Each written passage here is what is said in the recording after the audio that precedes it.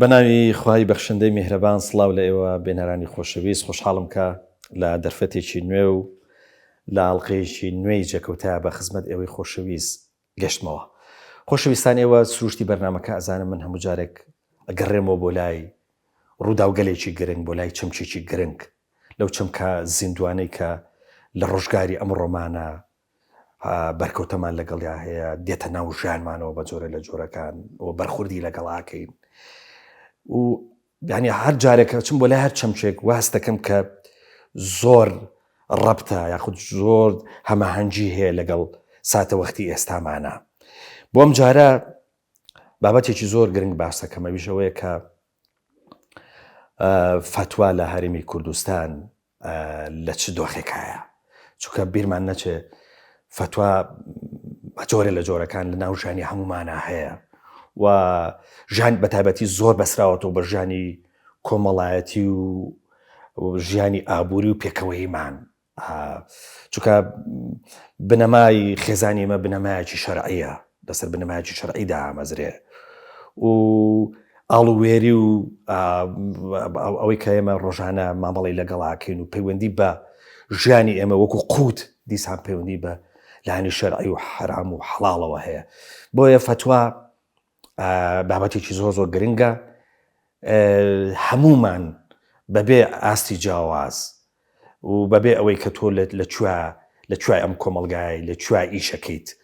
هەمومان پێویستمان بەم تێگەشتنە هەیە، بەم هۆشیاریە هەیە کە پەیوەندی بە لانی شەرعی و لە ناوی شاب پەیوەندی بە فتواوە هەیە. من وەکو ڕۆژنامە نووسێک وا تێگەم کە فتواش دیسان وەکو قەیرانەکانی تر ئەوش دێ سەربارە بێ، واتە فتواش لە هەرێمی کوردستانە بۆ خۆی کەوتۆتە قەیرانەوە و قەیرانی فتوا یاخود ئەوەی کە پێگوترێ مفتی وەکو هەر قەیرانێکی دیکە نییە کە مەسەلەن بۆن منە ئێمە بڵێن چارەسەرەکەی ئاسانە، یاخود با بڵێن ئەگەر خوانە کردە زۆر لاشی لێ نەکرێتەوە گرفتەکە زۆر گەورە نیە، بەڵام بەڕاستی گرفتی فتوا و قەیرانی فتوا ئەوە کێشەیەکی گەورەیەوە، دەبێ بەتەنها خەمی کەسێک نەبێ، خەمی لایەنێک نەبێ، خەمی چینێک نەبێ، ئەبێ لە سەرەتایە خەمی ڕاگەاندن بێ، خەمی ڕۆژنامە نووسەکان بێ، دوای اینجا خەمی مامۆستایانی ئاینی بێ، خەمی داعیەکان بێ، بێ بە هەمومان خەمی لێ بخۆین و بزانین چۆن ئەتوانین فتوا بخینەوە سەر سکەکەی خۆی ئەگەر لەسەر سکەکەی خۆی نەماوە. نامەوێ بەم پێشەکێ زۆر کات بکوژم، چونکە لەگەڵ دکتۆر محەممەد عەبدوڵڵا پێنجوێنی سەرۆکی لێژنەی فتوا لە سلێمانی گەنگەشەی ئەم بابەتاکەم. دکتۆر جەنیا خۆڵ خێر بی. زۆر سپاسانەکەم گیان موفق و سەرکەوتوتانکە ئینشاءالله. سپاس دەکەم، خۆشحاڵ بووم کە لەم دەرفەتە لە جێکەوتایە بێ بە خزمەت جەنابەت گەشتینەوە. خۆشحاڵترم لە خزمەت. سپاس دەکەم دکتۆر جیان، با لە سەرەتا لە پەناسەیەکی سادەوە دەست پێ بکەین بۆی کە بینەران بەرین لەگەڵ خۆمانە و هەست بکەن کە بابەتەکە بۆ ئەوانش گرنگە. با لە سەرەتا بزانین فتوا چییە، ینی فتوا بنەماکانی چین لە چی پێک دێ، دوایش سەرنجام بۆی بۆمان دەرکەوێت مفتی چییە. بە ناوی خوای بەخشندە و میهرەبان، سڵاو و میهرەبانی خوای گەورە بەسەر ڕۆحی پاکی پێغەمبەر عەلەیهی سەڵات وەسەلام و هەروەها هاوڵانی و هاوڕێیانی و وەزانایان و خواناسانی ئومەتی ئیسلامی بەگشتی. هیوادارم بتوانین ئینشاءڵڵا وشەکانی کە ئێڵێن ئەو قسانی کە یەکێن مای خێر بێ و بتوانین دڵی کەسان و بیسەرەکان ئینشاءڵڵا خۆشکەین و چونکێک یا بەشێ لە ڕاستکردنەوەی کاری فتوای ئینشاءڵڵا لە دەست لەم بەرنامەیەوە ئینشاءڵڵا بەرهەم بگرێ. لە ڕاستیدا خودی چەمکی فتوا کاتێکەی مایبیسین وشەیەکە لە دێر زەمانەوە لە ناو موسڵمانانە بوونی هەیە و قورئانی پیرۆزیش هەر لە چەند ئایەتێکی پیرۆزە بۆمان باسەکات و باسی وەیەستەفتونەکە یا فەستەفتیهم بەکاری هێناوەکە وەکو بابەتگەلێک و وەسیلەیەک و ئامڕازێک بۆ تێگەشتن و هەروەها بۆ وەڵامدانەوە. لە ڕاستیدا خۆی بۆ خۆی فتوا لە زەمنێکە بە حکمی بوونی سیاسەت یا بڵێن بوونی دەخالەتی سیاست بە تەوزیفکردنی کۆمەڵە چەمک لە بوارە سیاسیەکە وای کرد فتوا ترسناک بێ. حتا لەبیرم دێ کە کاتێ باسی فتوا لە هەرێمەکەدا لە ساڵەکانی پێشترا ئەوەندە ترسناک بوو، هێندێک لە بەرپرسان ناشیان دەوێرا دان بە لیژنەیەکی فتوا شعبنێن بۆ هەرێمی کوردستان چونکە پێیان وا بوو ئەگەوەکو چۆن داعش فتوادا و فڵان فتوادا ئەم لیژنەی فتوانش ئاوای لێدێ ئەگەوتیان فڵان کەس بکوژن ێسەری کوژی کەگەوتیان کافرە ێستا کافرە بێ کەوتیان فڵان ێسە بادێ بۆیە خودی چەمکی فتوا بۆ شێوازە ترسناک نییە بەڵکو چەمکێکە خۆی لە خۆیدا هەڵگری معنایەکی زۆر ناسکی زۆر زۆر جوانە ژیان دۆستە بەڵکو خۆشەویستێکی زۆر هەڵەگرێ بۆ بەرامبەرەکەی بۆیە وشەی فتوا زانان دەفەرمونون وشەی فتوا پێوتێ ئیسمی مەستەر ئەستی خۆی لە ئیفتاوە هاتووە ئیفتا مەسەرێکە بەمانە ئەگە ئەفتا ڕەجولونیا دی ڕەجولین بەماناتانێ سەئەلەهو فەئەجابە کەسێک پرسیاری لێکردی من وەڵام داوەتەوە بۆ یەکە زانان ئەڵێن ئەسڵی وشەکە دەگەڕێتەوە بۆ فتووە لە فتووە تۆ هاتووە فتووەمانە شتێکی تازەی نوێ کە بیدێ بۆ بەرامبەرە دڵی خۆشکە وەکو چۆن مەسە من و تۆ ئەگەر لەگەڵ کۆمەڵە شتایەک لەکەوت لەموو ڕۆژەی لێکەوتەمان هەبووە زۆر لێیان بێزار بووم بەڵام تۆ گوڵێکی تازەم بۆ دەهێنی تا مەسافەیەکی زۆر من هەر سەیری یەکەم دڵم پێی خۆشە بێ دەڵێن فتواش لە ئەساسەکەی لەوەیە بابەتگەلێکە من پرسیارە لە ناخما پۆنگی خواردۆتەوە دەتۆی دەکەم تۆ شتێکم پێ دەڵێ بۆ خۆی ئەو پۆن خواردنەوە لا دەبا و مەسافەیەکی زۆر ژیانم بۆ خۆشەکە کەوابوو وشەی فتوا خۆی لە خۆیدا هەڵگری ئەم معنایە لە زبانی عەرەبیە بریتیە لە وەڵامدانەوەی پرسی کەسێک ئەگەر ئەو پرسە کەسە بۆ کەسێک کە شتێکی تازەی پێویستە دەربارەی گوجێ لە لای خۆی کۆمەڵێ زانیاری پێشوەختەی هەیە بەڵام مفتیەکە زانیارێکی پێدا کە لای ئەم نییە یا زانیارەکەی لا ئەو تەواو نیە بۆی تەواو دەکا یا ڕوون نییە بۆی ڕوونتر دەکاتەوە یا باش نییە بۆی باشترەکە یا مەرجەکانی تەواوی مەرجەکانی کەوابوو ئیلا لە فتوایە جۆرێ لە نوێگەری هەیە بۆ بە پرسیارکەرەکە کە پێڵن مستەفتی داوای پرسیارەکەی کردبێ ئەوەی داوای فتواکە بێ ئیلا کابرای مفتی لە وەڵامەکەیە جۆرێ نوێگەری باتێ بۆ ئەم دڵی پێ خۆش ببێ کە بڵێ ئەلحەمدولیلا ئەوان گەشت بە نەتیجەیەک باش لەسەر ئەم بابەتە ئەمە لە زبانی عەرەبیە کاتێ دێنە لای زانایانی ئەهلی فقه یا زانانی ئوسوڵی فقه یا زانانی حتى ئەهلی حەدیث ڕەحمەتی خوایان لەبێ کاتێک کە باسی فتواکەن مرکزێکی زۆر خەتەرناکە دەن بە فتوا پێناسەکەی ئەوەندە قورس دەکەن من شەرمەکەم ێستا لێرا بێڵم ئیمامی نەوەوی ڕەحمەتی خوای لێ بێ ئاخوا ئەڵێ فتوا مفتی هو الموقع عن الله توقيع لە شوێنی خواکە هو موقع عن الله ابن القيم رحمته خوای لێ بێ ئاخوا لێ علامەکەیدا فەرمێ المفتي هو المخبر عن أحكام الله وموقع عن رب العالمين دولة كابو أم بلا أما أجد مفتي أو بكابو فتوى توقيع عن الله فتوى بيتل إمزا كدن ومور كدني بابتك لباتي خوالة الزاوية تودي أو حكم لسه الزاوية أو حكم خوايي كبيدر كدوالي كأواجع عندن بيت بويا إيك لزانان رحمتي خوالي فتوى كأوالي كعلم مفتي فتوى شيء المفتي هو القائم مقام النبي صلى الله عليه وسلم مفتي كي أو كسي كالشوني بيغمر صلى الله عليه وسلم دادني شيء قائم مقام النبي دولة سيدي مقام النبي بك باشا كم سيدي وكتو توقع لباتي خوابكي أري خواكي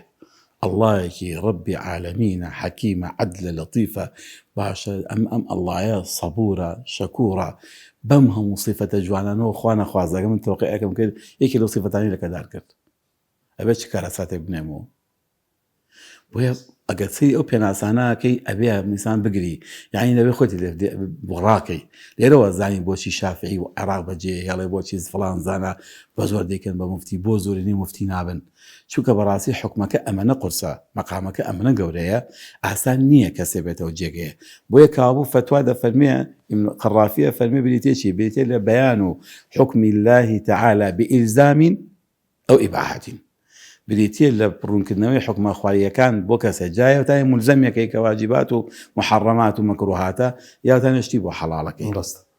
بويكا كابو فتوى دان بريتي لويكتو كسك برسيكي هي لسر لجيانيا نازعنا حكم شرعي كتشيا تو دي حكمك شرعي لفر مدكاني في غمري هو على صادم قرآني بيروزوا بيراجيني كلا قرآن وقرآني بيروز وفودي في غمري هو أم بعوتنا شرعات إسلامية آواهية ليرو كاتك أشين وأنا وخزمة أم دقانا ما مصا أو من أخاتب بدأ أبي مفتي همو روجك بهمو شركة ساعة كان يكاتك أخزيك أبي جاك مقام كيف زانك ليش أجر توقيع عن الله به زور خطر أبي يكشد نكي إخوان أخواسا أو اشتل لقل مقاصدي شرعي إلهي دا جيك نقريتو ئەگە خوا نەخواسە فتوایەکە تەوقیع کرد و بە خەڵک و بیکە بەڵامێکە لە ئەسما و صفاتەکانی ئەڵڵای ناشرین کە نەعوذ بالله لە علمیە لە قودرەتیە لە حیکمەتیە لە عەدلە لە لەطیفەتیە لە ڕەحیمەتیە لە ڕەحمانەتیە ئەو کاتە کەوابوو تەوقیعەکە تەواو نییە. بۆیەکە مفتیە بێ و بزانێ ئەگەر خوا نەخواسە بەهۆی ئەو خەڵک ڕقی لە خوا و لە پێغەمبەری خوا هەستا ئەزانین کارەساتێکی گەورەی ناوەتەوە ئەزانین خۆی قەرزاری کێ کردووە. زۆر باشە دکتۆر گیان تەمان حەزم نەکرد کە سیلسیلەکە بچڕێنم بەڵام پرسیارێکی گرنگ هەیە وش ئەوەیە کە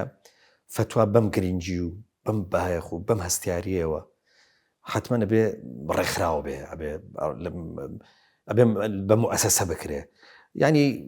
لە هەرێمی کوردستانە ئێمە ئەوەی کە هەمانە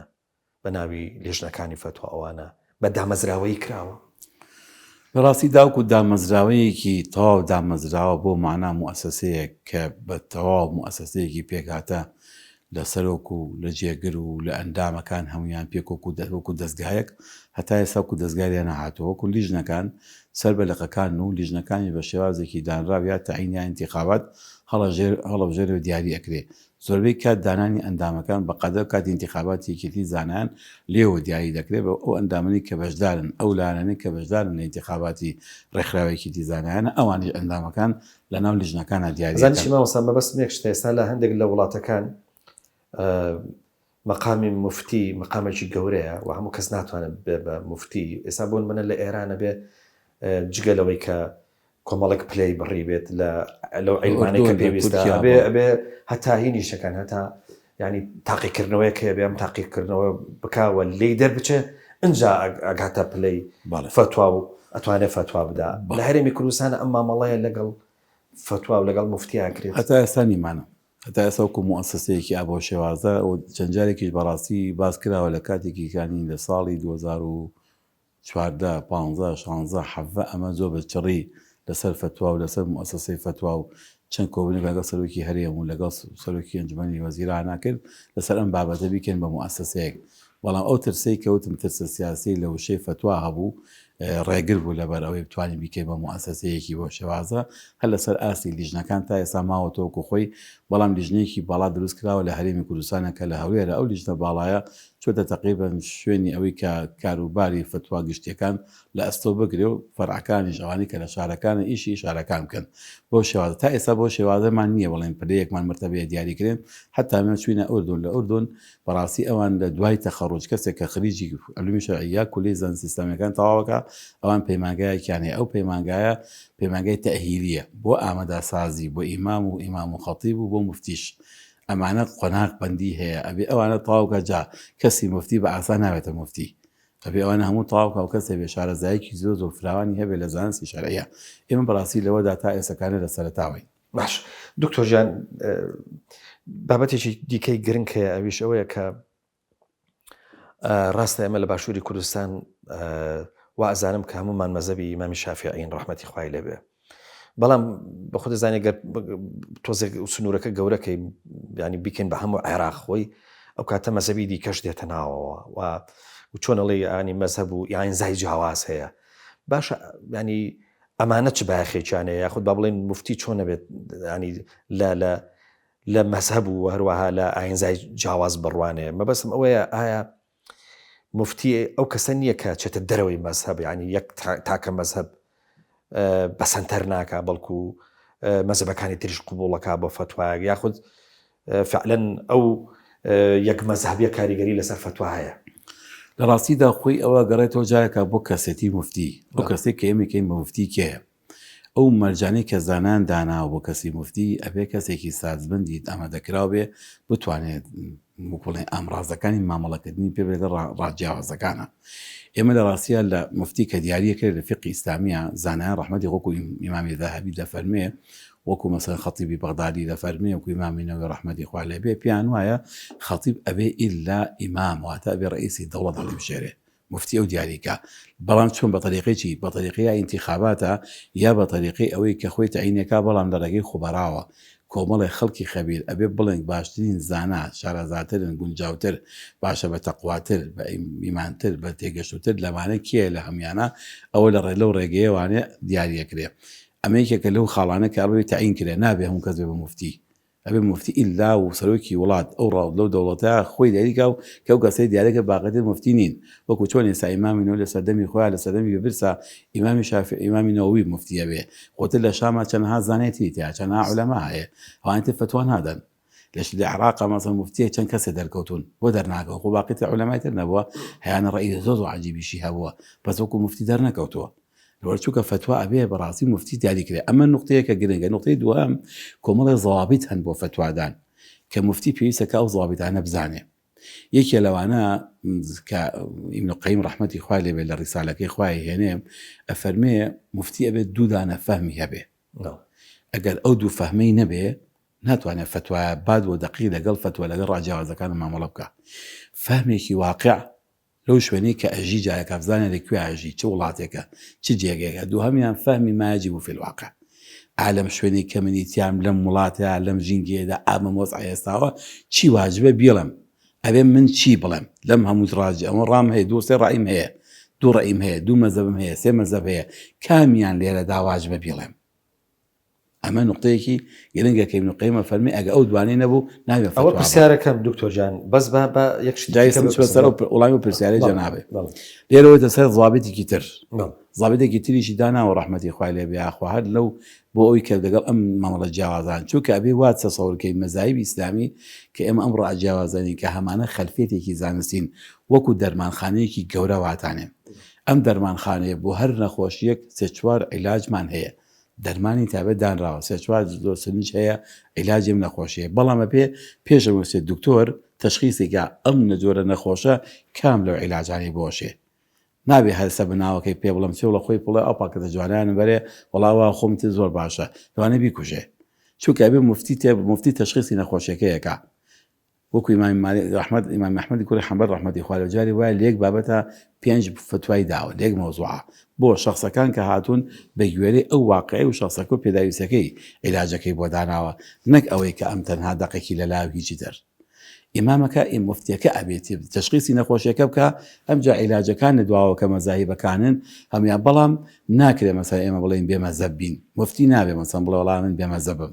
بۆ چووکە لەبەرەوەی خودی خۆی لە باسی فەوزا لە فتوایە یەکێک لە خەتەرناتی شت یان شتێکی خەتەرناکە ئەگەر مفتی ضابط نەبێ پابند بێ پێوەی ئەوێتە فەوزا ئەو کاتە ڕۆژە لێرایە و ڕۆژە لەوەیە نازانێت طریقە مستەقیمەکەی چییە بۆیە زانان دەفەرمون دەبێ یەکەم زانستێکی ئوسولی فقهی زۆر چاکی پێبێ زبانێکی عەرەبی زۆر باش بزانێ و بێ ئاشنای هەموو ڕاجیاوازەکانی زانایانی فقهی ئیسلامی بێ ئەمە دوو دەلیلەکانیشان لە هەمان کاتە حتا مەسەلەن شێخی وەکو مەسەل ئیبن ڕوشد دەڵێ ئەگەر مفتی ڕەئی خلافی زانانی نەدەزانی و دەلیلەکانی نەدەزانی نابێت فتوا بە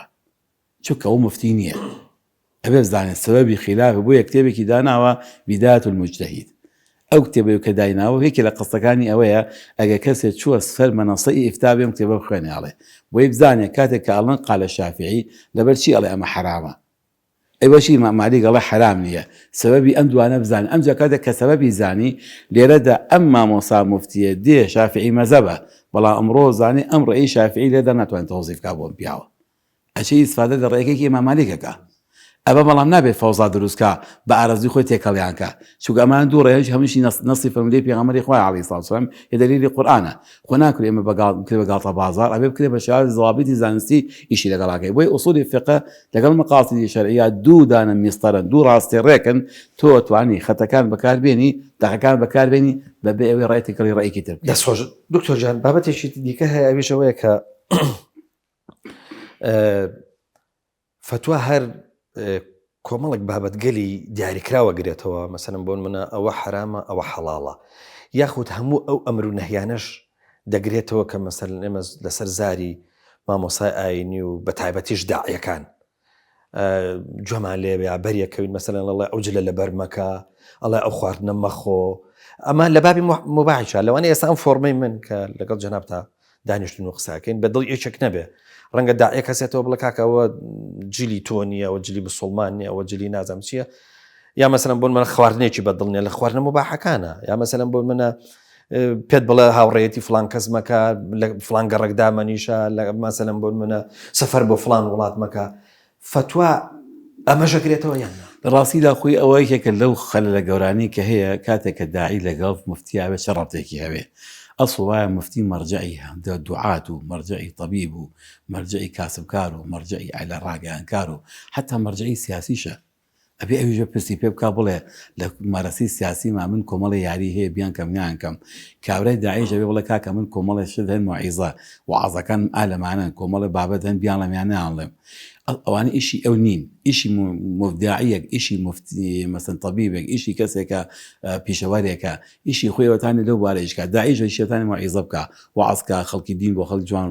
بەیان کە عەقیدەکەی بیر و باوەڕەکەی عیبادەتەکەی ئەمما کاتێ هاتە سەر بڵێ ئەوە حرامە ئەوە حەڵاڵە ئەوە مباحە ئەوە دروست نییە ئەمێ ڕێوای ڕاوەسێ لەیە تیای ڕاوەستێت بەس تخوا دکتۆر با پەنجە بخینە سەر بە بڵێن برینەکە یاخۆ بە بڵێن نقطەکە بخینە سەر خاڵەکە من کابراایەکی مەسەلەن بۆ منە شارەزانیم نەخوێنەوار بە ئەندازیاری مەسەلەن بۆن طبیب شارەزانیم لە بواری شەرع من چۆن بیانی لەناو ئەم هەموو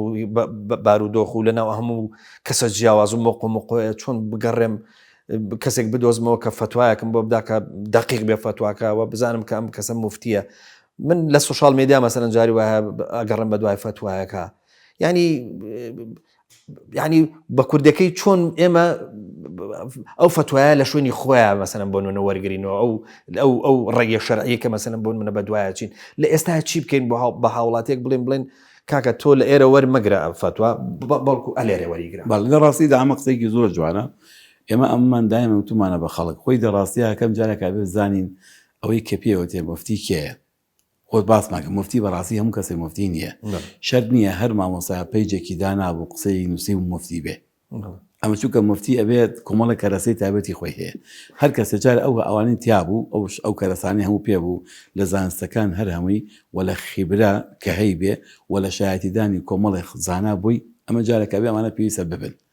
دوو ئایا بالفعل ئەم کەسە لە بواری ئیفتایە ممارەسەی کردووە یا داعیەکە و بۆتە مفتی دووهەم سیقە پێبوونە ئەم کەسێک کە من مستەفتیەکەم چەنە متوانم بۆ زانا هەیە بە عەقڵی بە ئیمانی بە سەریقەکانی بە زانستەکەی تۆ جەناب ئێستا لەوانەیە لەم شارەیە کۆمەڵە مامۆستا هەبن سیقەت پێیانە ئەتوانین بەڵام بەشێتە کام لە هەمیان زاناترە کام لە هەمیان شایەتی بۆ دەکە خوێنەواترە کامیان لە هەمیان صیفەت و زڵابری فتوای تایە ئەبێ چی بەلای ئەویان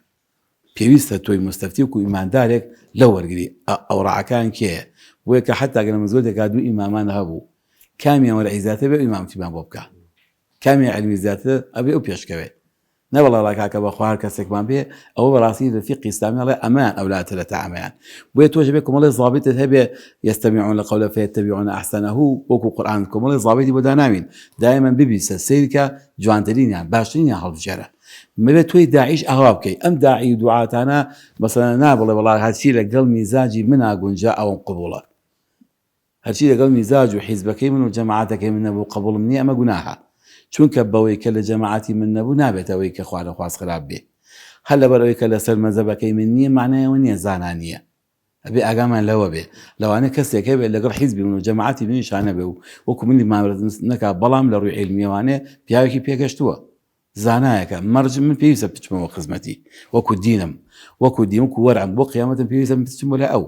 لەیش فتوا وەربگرم ئەمانە کاتێک دروستە بن ئەوێ ئێمە بین مسلمانەکان لەناو خۆمانە شتێک هەیە کە ناوی قینە لای بەرین ڕقە لای بەرین دابڕانمان لەسەر ئەنجە ناوەکانمان ئەم دابڕانە وای کرۆ برایەتەکەمان تێک چووە ئینەمە المؤمنون ئیخوا و کۆمانەکاتەوە کەوین بە ئوخوە یەکتر ئەمجا ئەم برایانەمان ئێمە هەموو براوین ئیتر با مەزەبەکەی منیش نەبێ مادام پیاوێکی خوێنەوارێکەمە مەرجعی خۆم بەڵام کاتێک کە من تۆ دابڕین دابچڕین بەناو لەبەر گروپگەرایەتی ئەگروپەکەی خۆم بەلاوە لە پێشتر لە گروپەکەی تر ئالم کاتە ئەم جۆرە ئینتیما واکە لەوەی ئیتر من با مامۆسایەکی زۆر خوێنەواریش بێ هەر لەبەر ئەوەی کە وەکو من نیە و جەماعەتی من نیە لە خۆمە ئیسلامێکم لەسەر داناوە پرسیارێک نیشانی پرسیارم لەسەر داناوە ئەوە پێچوانی بەڕاستی هاتی لەسەر بابەتێکی زۆر گرنگ هەڵبەت ئەمە پێشتر ینی ئەم پرسیارم لە خەیاڵان نەبووە سەر لە وەڵامەکەی تۆیە ئەم پرسیارم بۆ دروست بووە ئەویشەوەیە کە ینی واقعی کۆمەلگای ئێمە خود با بڵێن ئەو واقعی دینداری ئێمە ئێستا بەشبەشە وەکو جەنابەت نەک لەسەر ئاستی حیزبی تەنە لەسەر ئاستی گروپ و ڕێکخراو ئەوانە ئەمانە هەر کەسە مەرجعی خۆی هەیە و ئەم مەرجعانە هەم مەرجعی ئاینی و ئیمانین هەم مەرجعی فکرین هەم مەرجعی کۆمەڵایەتین زۆر جار ئەمانەش نابن بە کێشە لەوەی کە تۆ ینی لەو لەحزەیە کە پێویست بە فتوایە بە تێڕوانینێکی ئاینیە سەبارەت بە ڕوودا و گەلێک تۆ بەس لە مەرجعەکەی خۆشتەکە وەرگری و نەگەڕێتەوە بۆ ئەوەی کە ئێمە باسەکەین بۆ بۆ لای کەسێکی مفتی یاخود بە ئەو کەسانی کە مەسەلەن بۆ منە جەنابەت باست کردتە پلێکی علمی باشانەیە لە خواترسانێکی زۆریانەیە لە ڕاستیدا خۆی ئەمە ئیشی دەوڵەتە ئەسڵی زەبتی فتوای ئەرکی دەوڵەتە ئەمە کێسا فەوضا دروستە بێ فەراغی دەوڵەتە ئەگەر حکومت خۆی دەوڵەتی حکومەتێک بێ حکومەتێکی مەزود و قانونی بێ ئەبێ زەبتیکە ئەبێ وڵە کاکە لەم شارە تەنایەک مفتی هەیە ئیتنمە ئەو هەموو ئەو گروپانە پێکەوانەی ئێمەی گفتیتاندانا بۆ هەمووی ناکرێت بکرێت بە فەوزا دینداری فەوزا بێ ناکرێت فتواش فەوزا بێ بەڵام کاتێک کە فەراغی حکومت هەیە دەوڵەت ناتوانێت زەبتی فتواکە ماوە تۆ جاسەر خۆمان ئایەمە چەنە ئامادەیمانتیە لەگەڵ ئەم گروپانە پێکەوە دانیشین ببین بە مەجموعێک ببینە جەمعیەتێک ئێمەستا بەڕاستیە قەناعەتمان بە فتوای جەمعی هەیە قەناعەتمان بە فتوای فەردی نییە مەسەلەن چونکە دایماً لە لیژنیا بەڕاستی سەواب زیاترە و ئێستا لەم سەردەمەیان بە ضروری ئەزانین بۆیە کە هەڵمانداوە لیژنە دووس لیژنەکانیش فراوانتر بن هەموو ئاراستەکان پێکەوە گروپەکانی پێکەوە تیابین بۆی بتوانین یەکتر نزیک بینەوە وەلێکیش نزیکین بەڵام بەداخەوە دابڕانەکە وای کە دووری کەوتون لێکتر بەس دکتۆر خوا بمبورە جاری وایە هەیە گلەیەک هەیە بە ئەم گلەیە بە فرسەت ێزانم جەنابەت لەبەروی سەرۆکی لیژنەی فتوای لە سلێمانی ئەوەژەوەی ئەڵەن ینی ئەگەر بابەتێکی شەرعیە هەبێ ینی بابەتەکە ئەندازەیەک تۆزە سنجینی و قورس بێ هەتاکو لە لێژنەکە یەکلایە بێت زۆر زۆری پێچێەوە ینی زۆر جار مەسەلەن بۆن منە ڕێیەک زاڵە بێ بەسەریا ینی ئەو کەسە جاری وایە پەنابە بۆ کەسێک لەوانێ داعیەک بێ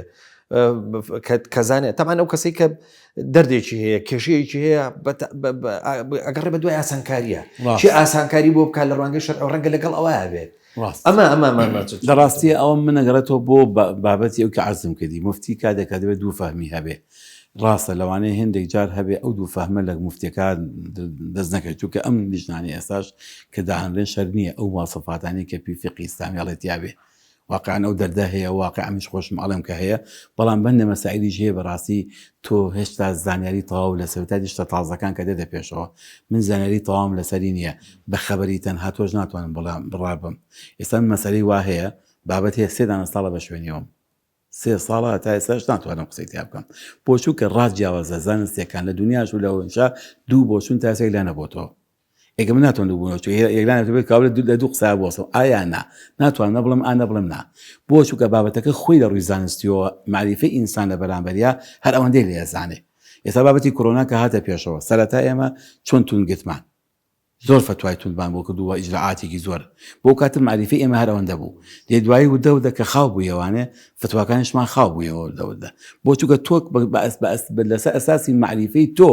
زانینی بۆ ئەو مۆزوع قساکەی ئەمانە بابەت گەلێکن ئەگەر چی زانستی سەردەم و نوێ بێ پێویستی بە زەمان هەیە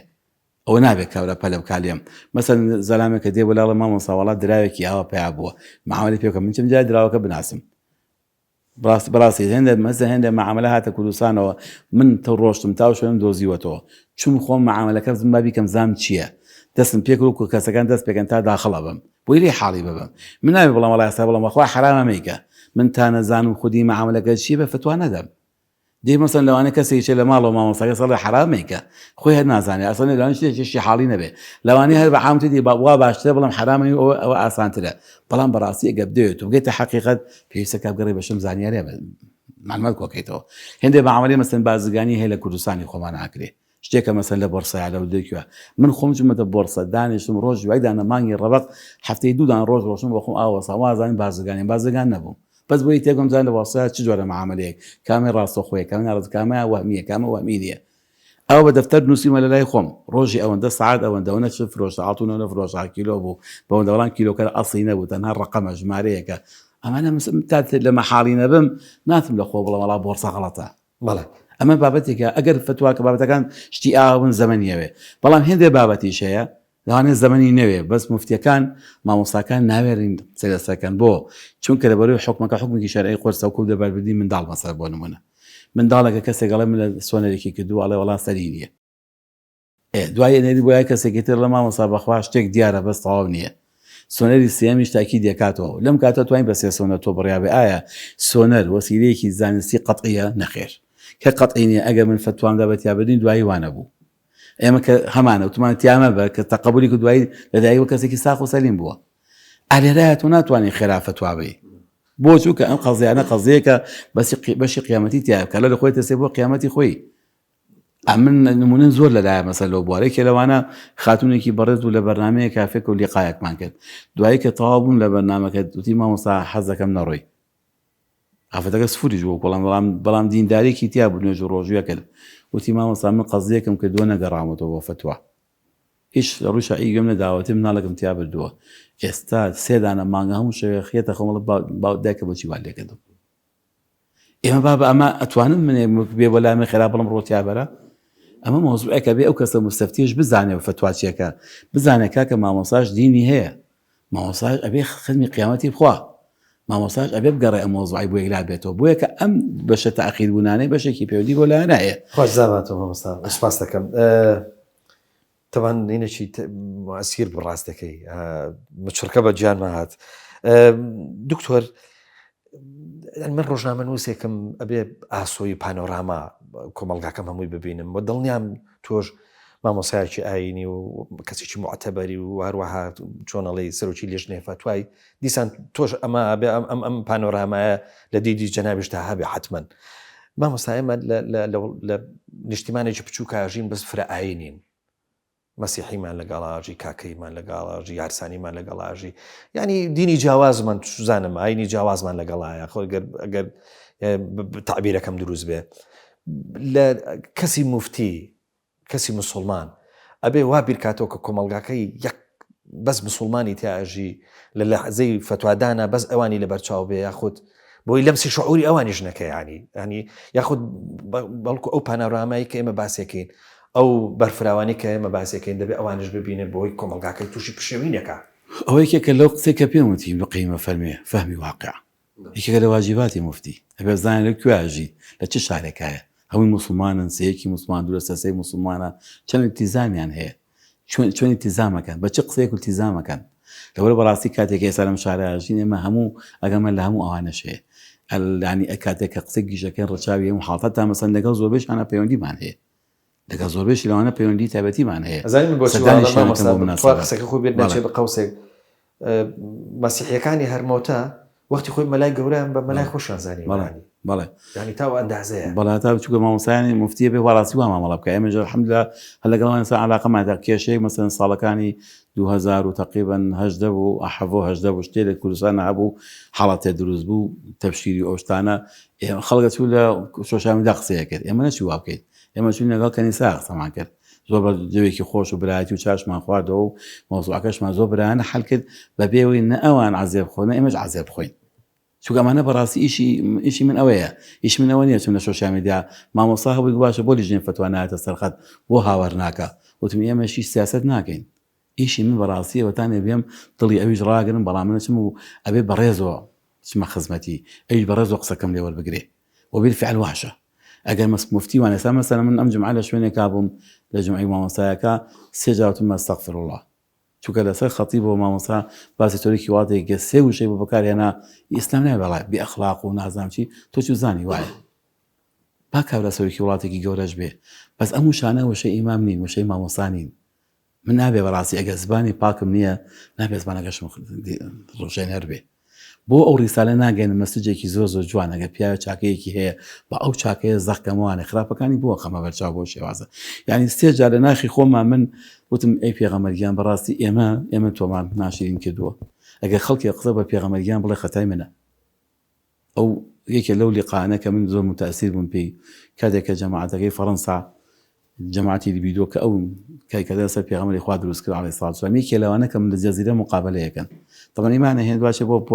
بۆ مەدینە ئەچێ بۆ خزمەت پێیان دوای عەمرا کاوە چێ بێ لێ پرسم بۆچی موسڵمان بوو یاڵێ وەڵا ئێمە لەو کاتەیە لەوانەیە لە عالەمی ئیسلامی وانێ سەدان کۆمنتی جوێن و قسەی ناشرینمان بۆ هات بەس یەک کۆمنتم لە ئەمریکاوە بۆ هات یەکسەر ناخمی هەژاند زانایەک لە ئەمریکاوە بۆی نووسی بووم بە ناوی هەچی موسڵمانانی جیهانەوە هێمە داوای لە بەدل لێواکەین ئەوە خەتای ئێمەیە نەمانتوانیەوە محەممەد بە ئێوە بناسێنین بۆیە کە ئێوە ئەو ڕسمەتان لێگرتووە ئەگەر ئەو محەممەدی من دێناسم وەکو خۆی کە منە ئەوە بیناسین ئێوەش ئێوە ڕسمی وای بۆ ناکەن الله سيشوار نموني بو جرام لو نموني إنسان يعني يكسر عاشقهم هات مدينة زان بالفعل مدينة ببينم شو كيف ببينم أما أنا براسي أما زباني مسلمان به مفتيش به هر كسي كي زاناك يا دعاتيش به أم زبانه به أم زبانه الزبر وقصبي وتنو إهانة كدنو أمانه يمنين أصلا دور لمني مسلمان وأنا كذا ناخذ شوية رسالة كمان رسالة إنسانية أبي بزعنا مني مسلمان أم رحمة للعالمين يعني شيء بيغمر إخوان رحمة للعالمين العالمين بخوا بردو داري جغلته جنو كان جغلته جهاني غيبش وجهاني جغلته دارو بدي جغلته إنسان جغلته أبي كواب رحمة للعالمين أبي خطابي مسلمان وخطابي مفتتاتي مفتي زبانه بقرب لخوشويسي وقو بيمودي إفتات شيا بيتي لوي كابراي مستفتي هاتو أبي توك الرجل خوشكي نەدڵی ناڕەحەتکەی. دکتۆر جان زەمان و مەکان دوو بابەتی زۆر گرنگن لە مەسایلی فتوایە ئەندازێ جەنابەت ئەوە سوکاماژەیەکت پێکرد بەس ئەمەوێ ینی دوو پرسیار بەیەکەوە ینی ببەسمەوە جەنابیش بەوەی بتوانانی وەڵاممان بیتەوە ئەویش ئەوەیە کە فتوا هەیە 50-100 ساڵ لەمەوە پێش دراوە ئەمە لە ڕووی زەمەنیەوە فتوایەکە فتوایەکی مێژوویە فتوایەکی دیکەشمان هەیە فتوای مەسەلەن بۆن منە ناو قەوم و نەتەوە وڵاتێکی دیکەیە مەسەلەن بۆن منە ئایا چم ئەوەی بابەتە مێژوویەکە ئێمە توانین بە هەمان هێزەوە بهێنینەوە بۆ ئەم ساتەوەختەوە بیکەین بە فتوای ئەم ڕۆژگارە لەو لاشەوە لە سنوورێکی ترەوە لە وڵاتێکی دیکەوە بۆن منە لە میسر لە سوعودیە فتوایەک بێنین بە هەمان شێوە لە وڵاتەکەی خۆمانە جێبەجێکەین. دراستیدا هەمە قاعدەیەکی فقهیمان هەیە کە تاتی ئیمامی شافعی ڕەحمەتی خوا لێ کە خۆمە مەذهبی شافعین زۆر لەسەرێتی کە فێم العادة محکەمە واتە عادەت و نەرێتەکان خۆیان بۆ خۆیان حکم دەدەن خۆیان بۆ خۆیان بڕیادەرن لێرەوە کەوابوو زانایان وەکو ئیبن قەیم ڕەحمەتی خوا لێ بێ و ئیمامی شاطیبی ڕەحمەتی خوا لێ بێ و ئیمامی قەرافی ڕەحمەتی خوا لێ بێ هەر فەصلێکیان لە کتێبەکانیان داناوە تەغەیُر الفتوى بالزمان والمكان باشە قوربان والمستفتي هەتفەن فتوا بە گوێرەی زەمان و شوێن و هەتا کابرای مستەفتیەکەش ئەگۆڕێ بەڵام کام فتوا و فتوانەی کە ئیجتیهادی زاناکەیە و وەلەسەر علەتێک دایناوە علەتەکە لە عادەتە لە نەرێتی خەڵکە نەک فتوا ثابتەکان ئێمە فقی ئیسلامی دوو جۆرە حکممان هەیە ثابتن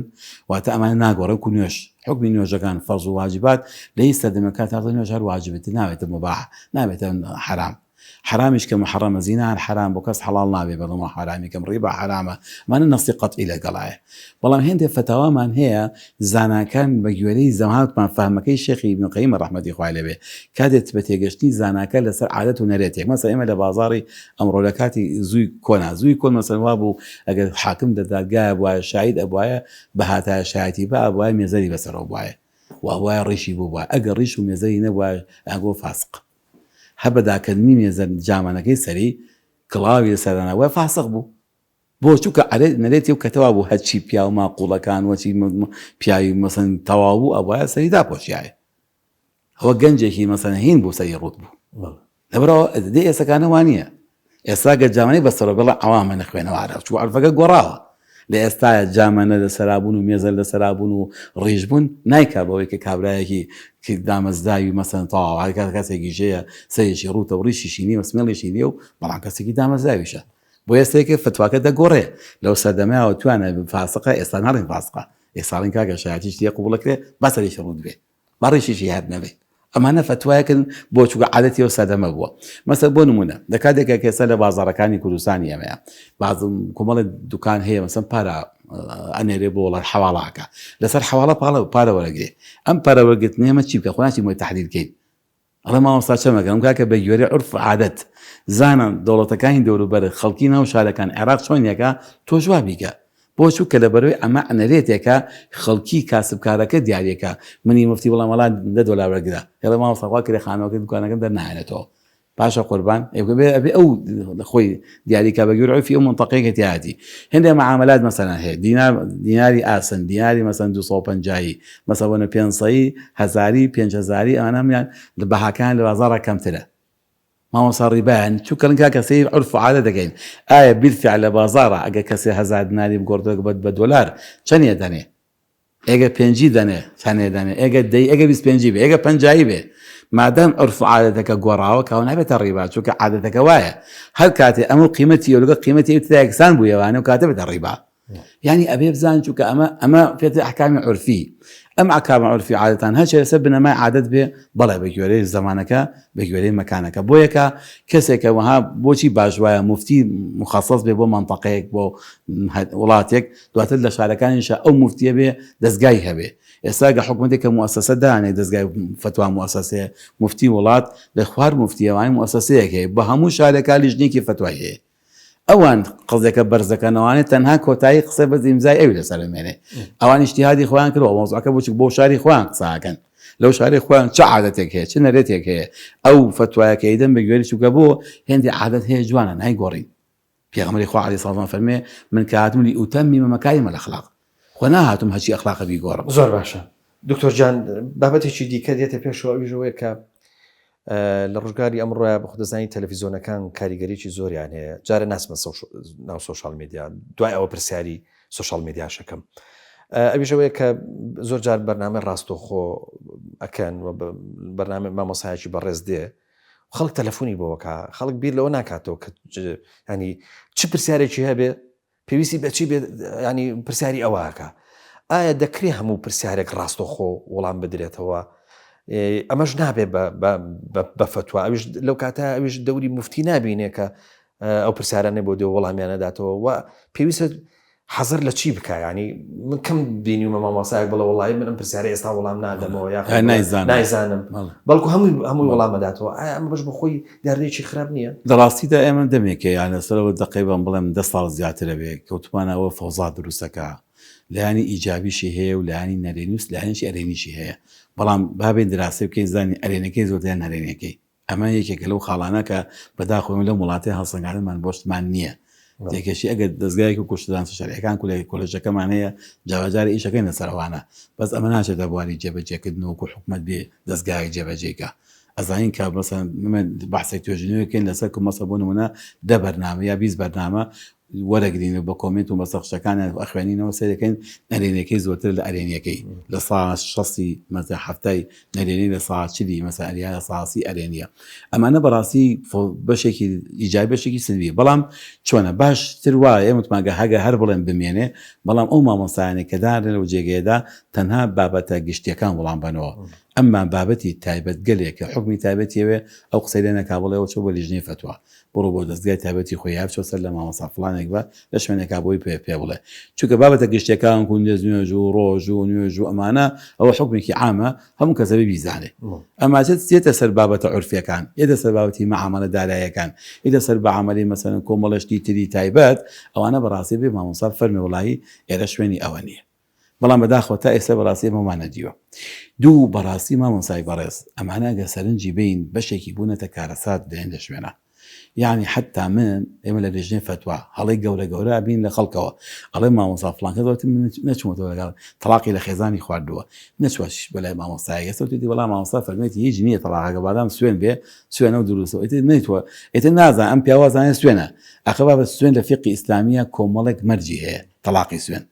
ئەم توێتی تەلاقی سوێن ناکەوێت تەلاقی سوێنەوەکە منش ناکەوێت بۆ خۆی بەتە مفتی خۆی ئێمە غڵەتی گەورەی کردووە وتم وەڵای کاکە گیان 4 دانە مانگە تۆ خەژنمێر نینەوە شو طلاقته طلاقي حلفينيه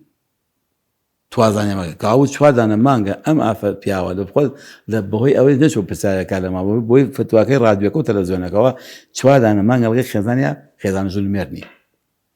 بس اما كابو خطرێکی گەورەیە بۆی ئەم فۆزایە کە دروست ئەبێ مامۆستا لێکەوتەکانی ئەو نەخراپن بەڕاستی هەڵوایە بێ ئەو دەستگایانە خۆیان لەگەڵ لیژنەیەکی تایبەتە دانیشتن پۆلێنێکی بۆ بکەن ئەو کەسانی کە دایانە ئەم کۆمەڵە پرسیارە وەڵام نایتەوە زۆر ڕاستە دکتۆر جان ئەمە ئێستا گەشتینە چەقی کێشەکە ینی با بڵێن ئەوەی کە بڵێن بەقۆم بۆ فەوزاکە ئەویژەوەیە کە ئێمە کۆمەڵک پلاتفۆرممان هەیە لە بواری سوۆشەڵ میدیایە ئەم پلاتفۆرمانە پڕ بوون لە فتووە ئێستا شتێک هێناوی لایف فتوایە ینی لایڤەکە کاتەوە و فتووە لە دوای فتووە ینی گەنجی وا مامۆستا ینی گەنجی وا ئەبینی باوەڕەکەی ینی با بڵێن ینی لە سەرەتای تەمەنیایەتی فتوای زۆر گەورەدا مەسەلەن داعیەک لایڤەکاتەوە لە ئەوروپا فتوا بۆ ئێرادا بە پێچەوانەوە لێرە فتوا بۆ ئەوەدا ئەم مقۆ ئەم فەوزایە دکتۆر چ کاریگەریەکی گەورەی دروست کردو لەسەر ئێمە من بۆ جمەی جەلابە بگێڕمەوانێ تقریبا ماوەی نزیکەی 8 مانگ لەمەوە پێش کۆمەڵە پرسیار گەلێکی زۆر لە ڕۆژێکان نزیکەی 20 تەلەفۆن بۆ من هەرسە مۆزوعێک چیان مامۆستا ئێمە تا ئێستا نەمانزانی من چون پارە ورد دەکەمەوە 25,000 من بۆ پیاوە ئەڵێ 15 لەوەگەم دێمە دواشم دەکەم توانە وڵاوە ڕیبایە تو کێواڵەتی وەڵام مامۆستا وا بڵاو بۆ تۆ وتم مفتیەکەی کێیە تیاڵا گەنجێکە وتم کاکە مفتی نییە وتم ئەو مامۆستایە ئەبوای پێشەکی خۆی بووی خوێندایە بۆ دەرس جانی ڕیبا لە چیایە ڕیبا لە بەیع باسی بەیع ئەمە گۆڕینەوە سەرف پێ ناوەتێ بەیع بۆ یەکە خۆ لە چەند هەزار زەمانەوەیە 25,000 25 دیناری لە کوردستان خۆ وردکراوەتەوە بۆ هیچ زانانێ فەرموو حرامە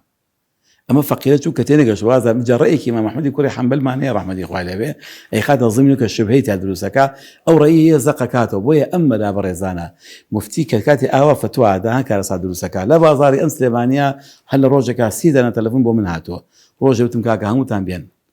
وەدن با کۆبینەوانە ئەم مۆزوعەتان بۆ شیکەمەوە وێ بزانن ئەمە ئیتیاد کەستان بیست کە باسی ڕیبای کرد بزانن ڕیبا چییە غەیرەوە ڕیبا نییە بۆی زانن بابەتێک هەیە پێڵن سەرف بابەتێک هەیە پێڵن بەیع بابەتێک پێڵن هیبە بابەتێک پێڵن حەواڵە لە حەواڵەیان ڕیبا نابێ لە سەرفا ڕیبا نابێ تەنها لە بەیعەکە لە قەرزەکە و بەیعەکە ڕیبا بێ ئەوێژێک خەت نەقد بە نەقد بێ زیاد و کەمی تیا بێ زوابێتێکم بۆ دروستکردن کە ئەمە بووی حاڵی بینتر ئالەمە ڕیبایە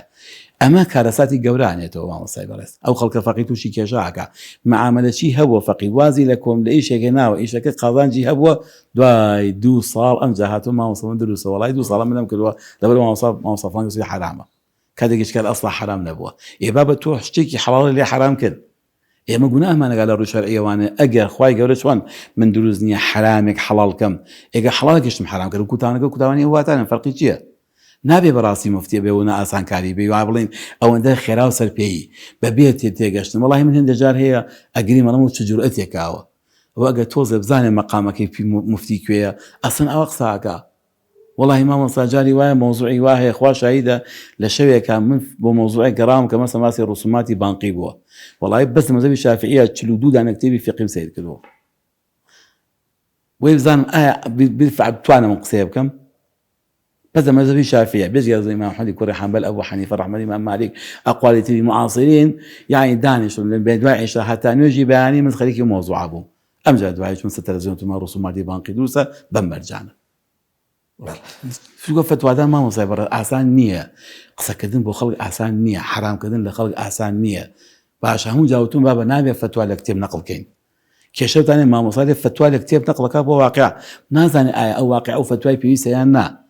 ئەم جا منە ساق قسا کەم شتێ لە ناو خەڵکا باوە بزانەکانی پێشی من فتوان دیاوە لەسەری ئێ باشە خێرە ئەمڕۆ من دێم هەر بە ئاسانی سادەی ئەڵە مەڵا ئەمانە ئەوەیان مەسەلەی لەوانە بابەتی قونوتی نوێژی بەیانێن بابەتی بسم الله لە پێشی فاتحە و لە نوێژەکانمانە یعنی هەر لە خۆ خێرا ئەمە قەدەغاکە بەبێوی ئەم مامۆستا بگەڕێتەوە خە باشە بۆ قەدەغا کرد وەڵا خاکە بەخوا من پێغەمبەر نەیکرد عەلەیهی سڵاتو وسەلام دیخۆ گە پێغەمبەر نەکابێت نابێتە سونەت بەڵام خۆ هەر دروستە خۆ قورئانە خوێنی تۆ ئەگە پێڵم بیکرای و بە سونەت عەلەیهی سڵاتو وسەلام خۆڵانە سونەتە کاکەگیان بەڵام گەوشە شافعی دەفەرمی کاکە 5 دلیلم هەیە سیانە فەرمودەیە ئەوی تیش 5 دلیلی هەیە کاڵێمەی خوێندا ئەوی سیانە هەر فەرمودەیە ئێ باشە خێرە تۆ لە قورئانیشە بە ئاەت هات بەعاد خێرە خێرات و هاتی ڕەفزت کرد فەرمودە ڕەفز کرد فەرمودەیەکی تر زاڵ کرد ئەخە بەڕاستی بێ بە زەوابی بیکەم ئەمە بێ بە عیلم بیکەم زۆر باشە دکتۆر جان وابزان مەجای یەک پرسیارم ماوە ئەوژەوەیە جاری وایە کێشەیەک دروستە بێ لە کاتی تەمان بە خۆ دەزانیت دنیای ئێستا زۆر لە پێشکەوتنیی زۆر خێرایە ینی فریا ئامێرە تەکنەلۆژیەکان ناکەوی بەڵام زۆر جار یەک کێشە دروستە بێ من تەسەوەر ناکەم بابەتەکە ئێوە وەکو مەرجع قبوڵکایە مەسەلەن بێتەوە بۆ لای ئێوە فتوای لەسەر بدەن مەسەلەن بڵم ئەنجا بڵێن کاکەوە فتوایە زۆر جارە و ئامێرە تەکنەلۆژیانە کە دروستە بن و دێنە وڵاتی ئەمەوە زوو یەکسەر بەر حرامەکەون یەکسەر دەگوتری حرام مەسەلەن بۆن منە وەختی سەتەلایت هات وەختی مەسەلەن بۆن منە با بڵێن هەندێک لەو ئامێرانە هاتن یەک بە دوایەکە لە سەرەتا وتیان کاکە حرام دوای اینجا وردە ئاسایی بوونەوە مەبەستم یەک شتە من خەمی یەک شتمە ئەویش ئەوەیە کە فتوا ئەبێ لە شوێنێکا بدرێ ڕۆڵی هەبێ نابێ بێ ڕۆڵ بێ ینی باوەڕ ناکەم فتوا ئەوەندە زۆر بێ بەلێ شاو هەر خەریکی فتوا دەرکردن بی ئەمە فەوزایەکی گەورەیە فتوا ئەبێ لە شوێنێکا بدرێت دەقا و دەگوەکو خۆی قبول کرێ قسەکەی متەواوە دەکرێ مەسەلەن بۆ منە فتووا ئەوان دەخێرە خەرا بەکاربێن لە ڕاستیدا مامۆستای بەڵێ لە ڕاستیدا یەکێک لە هەستا ئەساسەکانەوەیە تەقوا لە موفتیە دینداری وەرع لە موفتیە یەکێکە لە ئەساسەکان وەکو پێم وتی سەرەتا ئیمامی نەوەوی کە فەرمێ موقع عن الله باشە ئیمامی قەڕافی فەرمێ حکمی ئیلزامەدا ئیمامی قەیمە فەرمێ موقع عن رب العالمین ئیمامی ترە فەرمێ مقام النبي صلى الله عليه وسلم ئەگەر ئەو ئینسانە لەو شوێنانە بێ ئەبێ ئاگای زۆر زۆریا بێ لەو بابەتە ئەمانی کێسا ئەوە ڕوەدەن مامۆستا بەشێکی ئەوشتانە یەکەم نەبوونی زانیاریە لای مفتی لە مۆزوعە زانیاری نییە لە دەمی خەڵک و وەصفی کەسێکەوە مەسەلەن من جارێکە بۆ نمونە جەناب بگەڕمەوە بازی شەریکەی هاتە کوردستانەوە ئەم شەریکەیە برادێک هات زۆر وەصفێکی بە خۆیشی تیا کرد زۆر بە باشی وەصفی کرد یەکێکی تر هات مثلا خۆی شەریکێکی تری هەبوو وەصفی ئەم شەریکە بگەدم زۆر بە خراپی منیشتم کاکە پێویستە کار لەگەڵ سەرۆکی دەستەی عێراق کێ لەگەڵ دانیشتم تیان دوکتۆر فڵانە لە مووسڵ تەشریفیان هێنا بۆ ماڵی ئێمە بەخوا داوام لێکردن ماڵیانەدا بێ هات 3 ساعت لە ماڵی خۆمان دانیشتی پێکەوە وتم من ئەمێ بەشدارم چۆن بەشداریەکەم زانیاری ئەوەڵتم نامێ سە کاغاز ئەوەی فعلیەکە بیر فعل حەقەتەکە چۆنە پیاوێکی دیندار بوو وەڵاوتی حەقەتەکە ئاوا هەیە دەوتم ئەمە ئەوەی لێرا بەرە دروستە فلانش مەرج و فلان مەرجە لابەرە ئێستا خۆشی زۆر دەقیوتی وەڵاهی ئەستا قبوڵی زەربێک داهێنا و عەقدەکەی سۆی و مەرجەکانی گۆڕی و معاملەکە ڕۆشت ئەو برادەرش کە مەسەن کاتی خۆی کە من گە لەسەر قسەی کابرای برادری زەمەکە بم کردایە و دای حرامە لەسەر کابرای وەسەکەش بم کردایە خرامە تەقا غەڵەت مەکە چووکە ئەو دوو شەرتی تیا وەر حرام بوو ئەمە ئیشی مفتی وەکو پێم وتی ئەبێ ئاوا دەقیق بێ زانیاری پێیاکەی ئەوە بێ زانیاریە کاتێک کە شتێک دێتە وڵاتی کە شتێک دامۆیە دەڵێن سەردەمێک بۆ تەماتە لە عالەمی ئیسلامیە ئێستا حرام کراوە چوتیان سوورە لە خوێنەچێ چاپخانە تووشیا لە سەردەمی عوسمانیەکان هەرای نایە باڵای کاکە بەکەڵک داهات بەدە خوراوە ئێت باس شتێکی زۆر خۆشە ئەمە چییە نەبوونی زانیاریە مفتی بۆیە کا پێویستە کا فەهم بۆیە قسەکەی ابن القەیم زۆر دەقیقە تا فەهم نەکا دوو فەهمی نەبێ نابێ بە شازە مفتی بێ ئەبێ فەهمی ئەو شتە بکە و فەهمی ماجیب چیش واجبە بێڵێ ئەمجا ئەم واجبە ماوەسا زەمەنی ئەوێ بەڕاستی من وەکو سەعازم کردی ئێستا بابەتێکی تر هەیە مەسەن لە کوردستانی خۆمانە خەریکە سەرهاڵەدامە پێشەوەی سەرهاڵدا بیستومە هاتووم ئەو شوێنە ئاگەڕێم بەخوا زانیاریم کەم دەستکەوتووە ناتوان بڵم ئایانە بەڵام زۆریش بخوێنەوەتەوە زۆریش پرسیارم کردووە زیاتر لە نزیکەی تا ئێستەکانە 50 کەسم لەو کەسانی کاڵگیری و بابەتەن بینیوە کە زۆر بەنان ڕەحەت دەکەشە مقابلانەکەم دانیشم لەگەڵیانە 2 ساعات 3 ساعات کاتم داوەتێ بۆی تێبگەم ئەم مۆزوعات چۆنە لە ئەم چۆنە لە دی چوە هەڵگیری و بابەتەیە چۆن مەسەلەن حاڵاتە بۆچی دروست بووە لەوای چی دروستی کرد سەبەبەکەی چییە ئەی چۆن چارەسەر دەکرێ هێشتا مەسەلەن معریفەی ئێمە لە بەرامبەر ئەوەیە هێشتا لە سەرەتایە کاو ناتوان لە فتوای کۆتایی بم ئەمە بابەتگەلێکی گرنگی ماوەسا معریفە نەبوو زانیاری پێیان نەکرد فتوا غەڵەت دەرەچێ ڕاستە سوپاس دەکەم دکتۆر محەممەد عەبدوڵڵا پێنجێنی سەرۆکی فتوا لە شاری سلێمانی زۆر خۆشحاڵ بم کە لەم بەرنامەیە لەگەڵ شرۆڤەی بابەتی فتوامان کرد پێکەوە و وەڵامی پرسیارەکانی ئەمەدایەوە سوپاست دەکەین خۆی گەورە پاداشتان بەڵێ خۆشەویستان بەم شێوەیە گەشتینە کۆتایی ئەماڵ قەیشمان تاکو بێ گەشتنەوەیکی دیکە هەمووتان بەخوای گەورە ئاسپێرم خواتان لەگەڵ